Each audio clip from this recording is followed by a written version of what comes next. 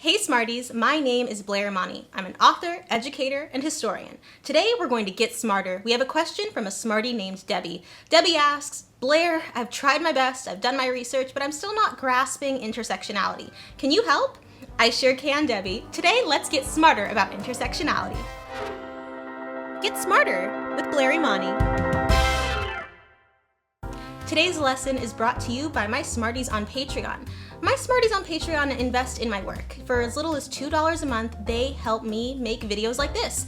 To help me pay folks like En Lesueur, who does my editing, Ren Fernandez Kim, who does my filming and directing. Hey Ren. Hi. Making sure that I can work with folks like Shelby Rassler, Cami Zaya, and Kate Pinto. All folks who help me make my lessons available to you. Supporting me on Patreon is easy and quick. You just go to patreon.com/Blair Monty, and I hope to see you there. So, what are we getting smarter about? Intersectionality. Intersectionality describes our overlapping identities and the ways that those overlapping identities connect to systems of oppression. Keep in mind, it's not just being oppressed. Sometimes it's being privileged, and we'll break it down further. Basically, it's our identities and how those overlapping identities relate to systems of oppression. Not just one, not just the other, all together at the same time. And we get that from Dr. Kimberly Crenshaw, who we'll learn about here in a minute. For example, I am Black, bisexual, Muslim, a woman, etc. Etc. is not an identity, it means everything else, and it's abbreviated as ETC. Anyway, it's not just these identities, but also how they relate to systems of oppression. I'm harmed by anti-Blackness, and I benefit from colorism.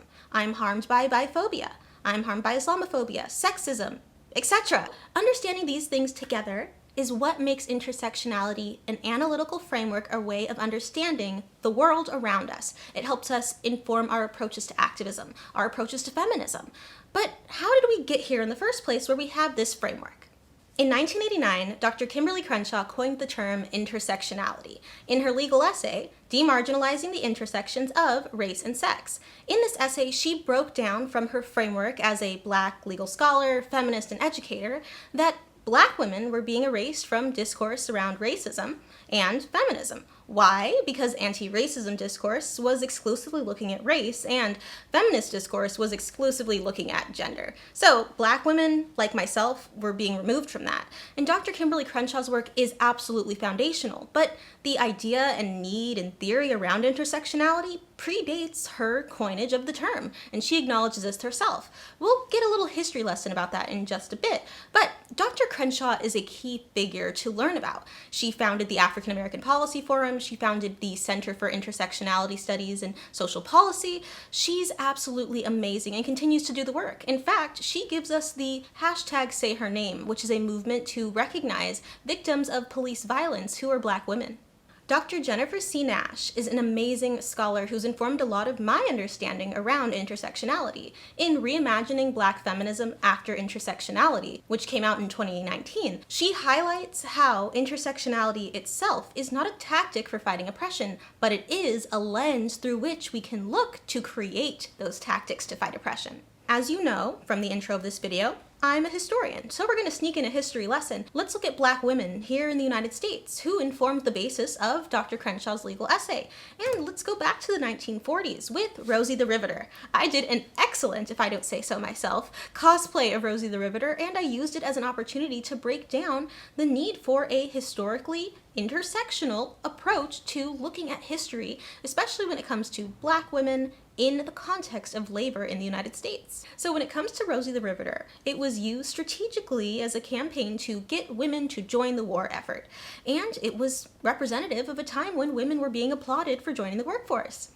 But Black women had always been part of the workforce in the United States. Chattel slavery in the United States, which was the form of slavery suffered by enslaved Africans here in the US for most of our country's history, that was passed down matriarchally. That meant that an enslaved woman's child was themselves enslaved. And being born into slavery and having no agency or autonomy about directing your life was a defining feature of what it meant to be Black in the US.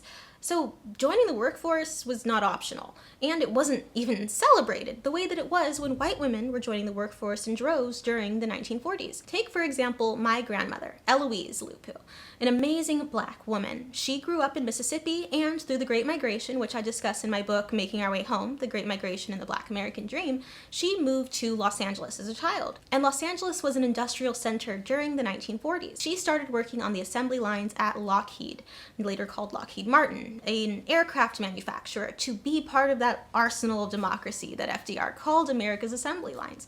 But because of the wage gap, not just the gender wage gap, but the racial wage gap and the gender-racial wage gap, she was making less than white men, white women, and Black men, which meant that she and many other people in her community had to work on weekends as well, as domestic workers or as hairdressers, to try to even approach what their counterparts, whether that was along race or gender lines, were able to bring in as income.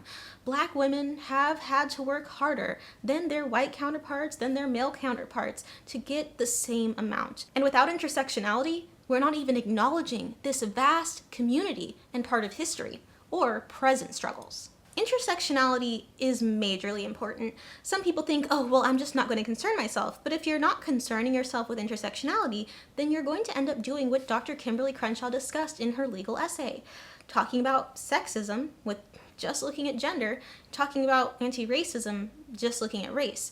But systems of oppression are intersectional, whether or not our movements for liberation are. So we may as well consider people existing at multiple identities in multiple contexts at the same time, because we're not going to get free one at a time. History can show us that, the present can show us that. We must be intersectional in our approaches to doing the work, because the movements against us sure as hell are.